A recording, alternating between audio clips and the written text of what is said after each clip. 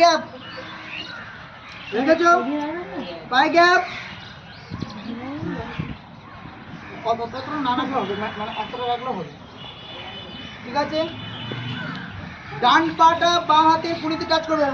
1 2 3 4 একটা বা 5 6 7 8 9 10 11 12 13 করো, হ্যাঁ বাহ, 14 15 এইভাবে 16 17 18 19 20। এবার বিপরীত পা 1 2 3 4 করো, 5 6 7 8 9 10 11 12 13 14, হ্যাঁ 15 16 17 18 19 20। রিল্যাক্স।